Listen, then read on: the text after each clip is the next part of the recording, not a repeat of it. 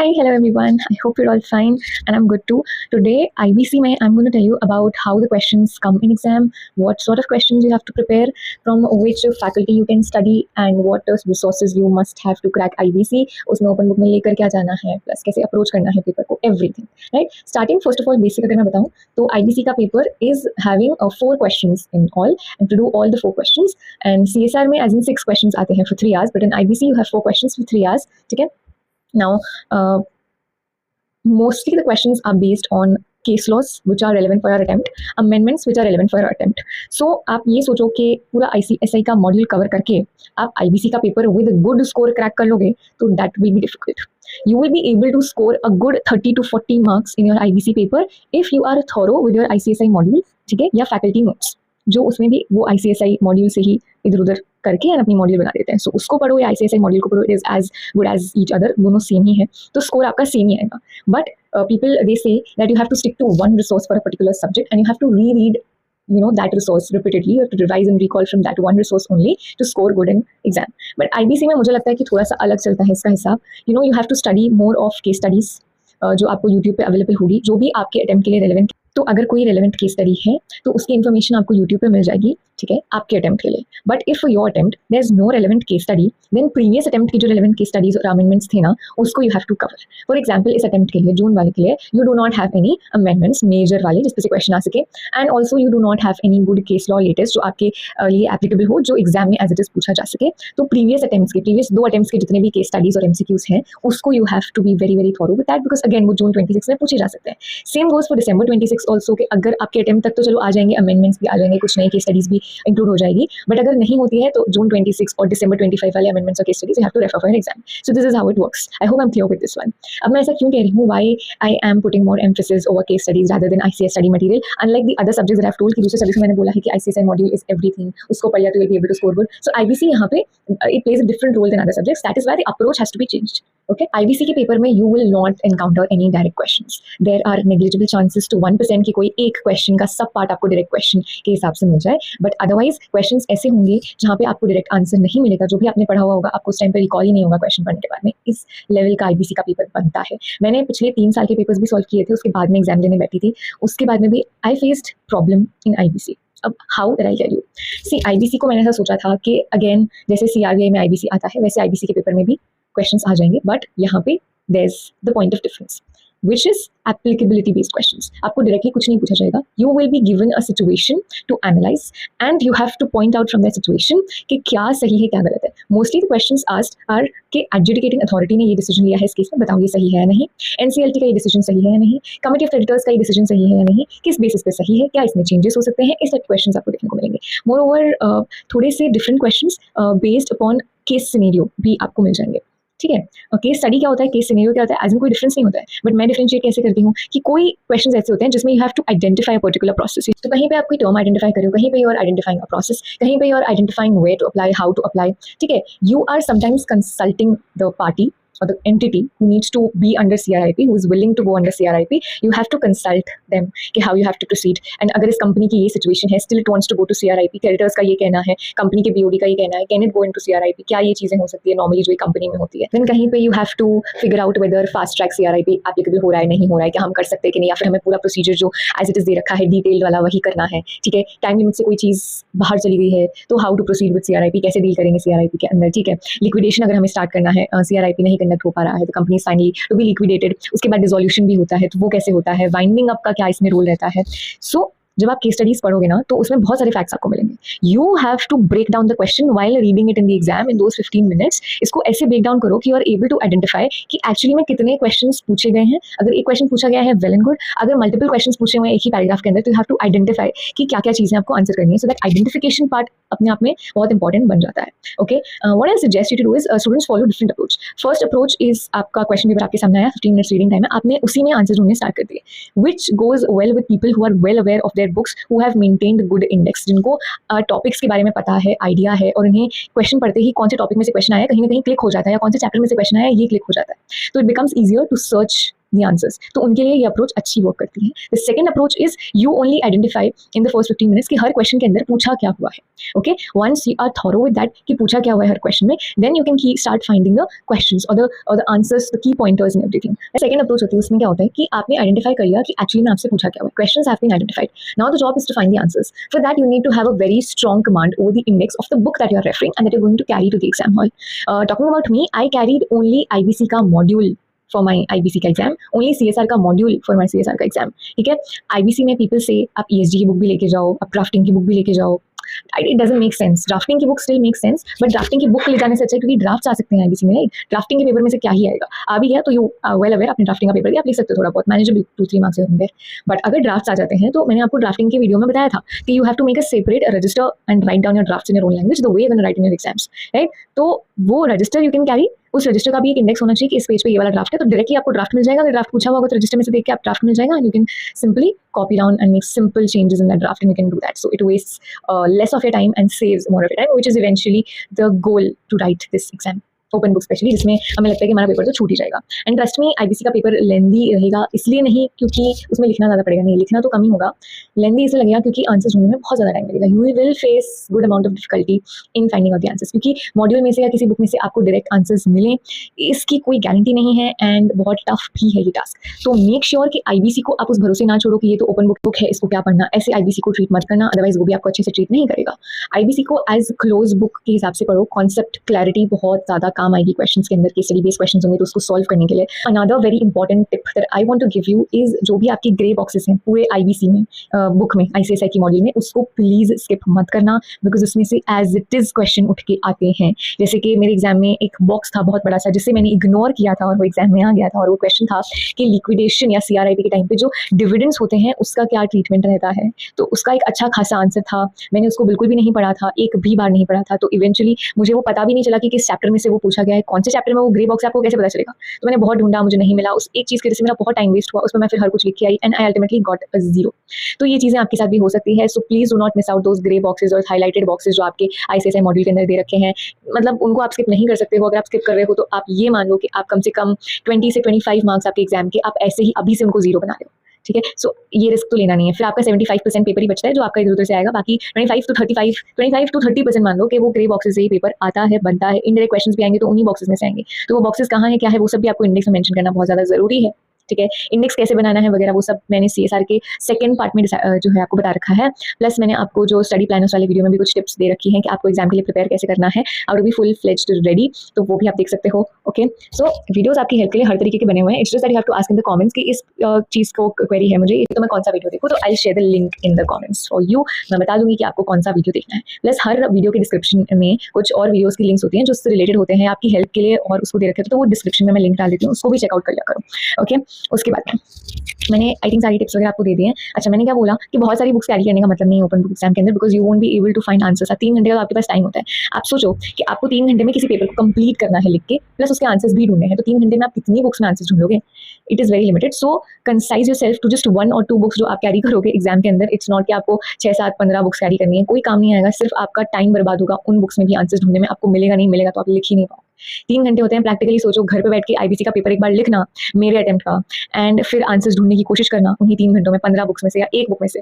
एक बुक में से ढूंढोगे तो पेपर कहीं ना कहीं कंप्लीट होने के आसपास आ जाएगा. 15 बुक्स लेके उसको ढूंढने बैठोगे ना, पेपर कंप्लीट नहीं होगा. खुद इसको टेस्ट करके देख लेना घर पे. IBC का December 25 का पेपर देख लेना एक बार, उसको एग्जाम वाले इन्वायरमेंट में देने की कोशिश करना, and you will be able to see and feel and observe what all I have told you in this video, कि क्यों वो ज़रूरी है, और जो मैं कह रही हूँ क्यों वो इतना इंपॉर्टेंट है. क्यों ज़्यादा बुक्स कैरी करना आप ही के लिए आपका लॉस बन जाएगा. ज़्यादा होशियारी नहीं मारनी है. ओपन बुक रखते हैं एग्जाम वाले to check your presence of mind, your patience, your smart work, etcetera.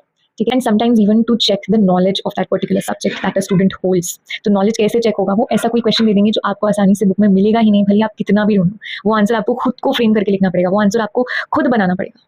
तो it is very important to have conceptual clarity to handle such questions जो आपको मॉड्यूल के अंदर या किसी भी फैकल्टी के बुक के अंदर नहीं मिलेगा। ओके कोई केस स्टडी है तो उसके प्रिंट आउट्स लेके जा सकते हो आप, अमेंडमेंट्स है उसके प्रिंट आउट्स आप लेके जा सकते हो, ये चीजें आप एक्स्ट्रा कैरी कर सकते हो। Right, am I clear with IBC का पेपर राइट नाउ? ऊपर से मैंने सब कुछ आपको बता दिया, each and every question has been answered. Paper को अप्रोच कैसे करना है, जो क्वेश्चन सबसे अच्छे से आता है उससे स्टार्ट करो। एंड अगर आपको कॉन्फिडेंस है कि आपको सारे क्वेश्चन में थोड़ा आता है तो क्रोनोलॉजी वाइज चलना ही अच्छा रहेगा, बिकॉज मॉडरेशन के मार्क्स 1 या 2 नंबर भी मॉडरेशन अगर आपको मिल रहे हैं कि आप क्रोनोलॉजी में क्वेश्चन को अटेंड कर रहे हो तो उसमें कोई बुराई नहीं है। ठीक है, one more thing that I have to tell you is जिन भी चैप्टर्स में ट्रिब्यूनल का मेंशन हो रहा है कि ट्रिब्यूनल ने ऐसा कर दिया वैसा कर दिया, पावर ऑफ ट्रिब्यूनल, या फिर ट्रिब्यूनल को हमने ये एप्लीकेशन दी तो उसका ऐसा रिप्लाई आया वगैरह, ऐसी कोई भी केस स्टडीज जितनी भी आपको जहां से भी मिले उनको बहुत अच्छे से करना, बिकॉज एडजुडिकेटिंग अथॉरिटी से रिलेटेड क्वेश्चंस आईबीसी में बहुत बनते हैं। ठीक है, आप दिसंबर 25 का पेपर उठा के देखोगे ना क्वेश्चन पेपर, तो उसमें आपको पता चलेगा कि मैं कैसे क्वेश्चंस की बात कर रही हूँ। The most important thing is solving at least 1 paper in that exam वाला माहौल। अगर आपको वो करने में मजा नहीं आता है, आपका मन नहीं है कि यार 3 घंटे तक कौन पेपर करेगा, तो फॉरगेट इट कि आप पेपर सॉल्व करो। ठीक है, आप अपनी बुक्स पकड़ो, आप दिसंबर 25 का पेपर रखो अपने सामने। ठीक है, आप क्वेश्चन रीड करते जाओ, ठीक है, और आंसर ढूंढने की कोशिश करते जाओ। ये प्रोसेस आपको 1 घंटे तक करना है। ठीक है, 3 घंटा नहीं कह रही, एग्जाम सिनेरियो जैसे ही, बट 1 घंटे तक करना है। 1 घंटे के एंड में आप कितने आंसर ढूंढ पाए और कितने लिख पाए, ये आपके माइंड में आपको पता चल जाएगा। तो you will be able to जज योरसेल्फ कि एग्जाम में अगर ऐसे क्वेश्चंस आ जाते हैं तो will I be able to do it और नॉट। ठीक है, उसके बाद में जून 25 का जो पेपर था, वेरी नाइस पेपर, बहुत अच्छा है। उसमें क्वेश्चन फर्स्ट वाला ऐसा आया था जिसमें बहुत सारे सब पार्ट्स थे और उसके जो आंसर्स थे वो 2 से 3 लाइन्स में कंप्लीट हो रहे थे और कुछ तो 1 लाइन में भी कंप्लीट हो रहे थे। तो ऐसे क्वेश्चन भी आ सकते हैं, ऐसे आंसर्स भी लिखने को आ सकते हैं। अब उसमें क्या होता है ना कि वो कुछ 10 क्वेश्चन थे, 10 मार्क्स के, भी आपके भी आ जाए 10 क्वेश्चन 10 मार्क्स के या 10 क्वेश्चन 12 मार्क्स। ठीक है, उसमें आपको एक क्वेश्चन के लिए एक पेज भरोगे ना तो that is a waste of time, क्योंकि एक पेज भरना 10 मार्क्स के लिए फॉर 2 मार्क्स ईच और for 1 mark each is not. Exam जब आप लिखते हो और आपके पास लिमिटेड टाइम होता है और प्लस ओपन बुक भी है जहाँ पे आपको डबल टाइम लगने वाला है दैट यू नो, तो वहाँ पे you have to be practical and do your smart work. कैसे? अगर कोई आंसर नहीं मिल रहा है छोड़ दो उसको, दूसरा ढूंढो, या फिर आपको पता है कि ये तो नहीं मिलेगा और आपको थोड़ा भी कुछ उसके बारे में आता है तो लिख दो।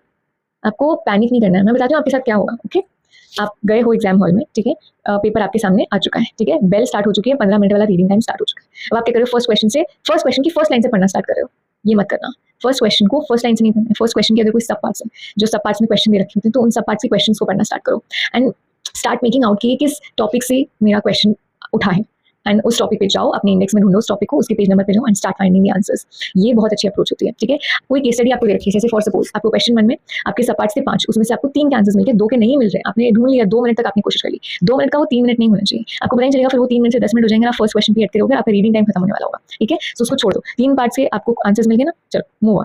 अभी सेकंड क्वेश्चन पे जाएंगे। सेकंड क्वेश्चन बहुत बड़ा क्वेश्चन है, 2 पेज की केस स्टडी, उसके बाद सब पार्ट्स में क्वेश्चन लिखे हुए, छोड़ दो वो 2 पेज की केस स्टडी, डायरेक्ट किस पे जाओ, सब पार्ट्स पे, वो क्वेश्चन पढ़ो, उसके आंसर ढूंढने की कोशिश करो। अगर तुम्हें लगता है कि सब पार्ट्स में जो क्वेश्चन दे रखे हैं वो नहीं समझ आ रहे बिना केस स्टडी पढ़े, तो केस स्टडी को पढ़ो, स्पीड रीडिंग करने की ट्राई किया करो। केस स्टडी को कैसे पढ़ोगे? केस स्टडी को फर्स्ट पैराग्राफ से नहीं पढ़ोगे, कभी भी उसमें कोई खास इन्फॉर्मेशन नहीं दे रखी होती है।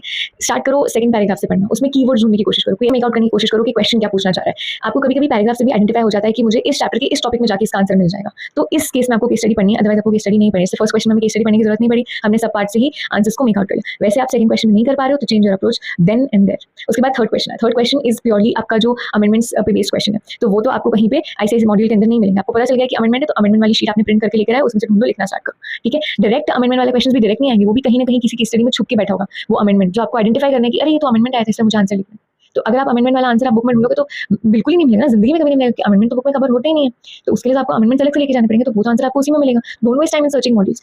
The crux over here is कि आइडेंटिफाई करना क्वेश्चन पूछ क्या रहा है, कहां से पूछ रहा है, जो वो पूछ रहा है, और ये कैसे आएगा, प्रैक्टिस से आएगा। जून 25 का पेपर थॉरली सॉल्व करना, दिसंबर 25 का पेपर थॉरली सॉल्व करना। आई थिंक ये 2 पेपर्स भी अगर आप सॉल्व कर लेते हो ना तो इनफ है आपका आईबीसी का प्रिपरेशन के लिए। आपका दिमाग खुल जाएगा, प्रेजेंस ऑफ माइंड इंक्रीज हो जाएगा, आपका प्रैक्टिस हो जाएगा कि आंसर्स कैसे ढूंढने हैं।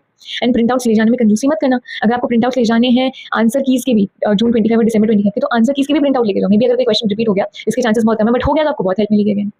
समझ गए? So this was all about your IBC का video approach, everything is clear, index कैसे बनाना है वगैरह, everything I have told you.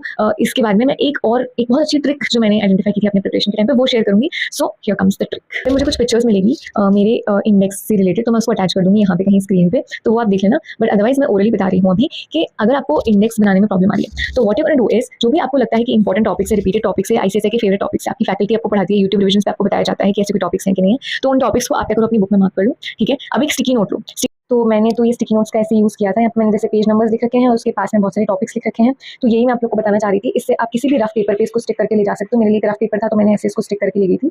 And exam में बहुत ज़्यादा हेल्प करते हैं to find out the topic very very easily.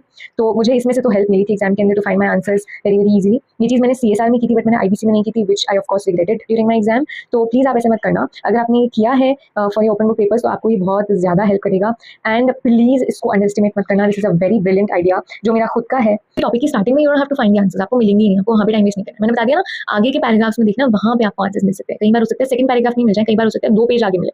अगर वो सेक्शन 3 पेज का है तो 2 पेज आगे आपको आंसर मिले, तो ऐसा हो सकता है। कई बार ऐसा होता है कि आपके मॉड्यूल के अंदर जो हाईलाइटेड बोल्ड में वर्ड्स होते हैं वहाँ से क्वेश्चन नहीं आता है, वहाँ से आंसर नहीं लिखना होता है। आंसर लिखना होता है जो बिल्कुल प्लेन पैराग्राफ है जिसमें कोई बोल्ड टेक्स्ट नहीं है, प्लेन टेक्स्ट है, वहाँ से आंसर हो जाता है। तो ऐसी माइन्यूट डिटेल्स को आपको ऑब्जर्व करते हुए चलना है। वो कैसे आएगा ऑब्जर्वेशन? जब आप पेपर्स को प्रैक्टिस करोगे।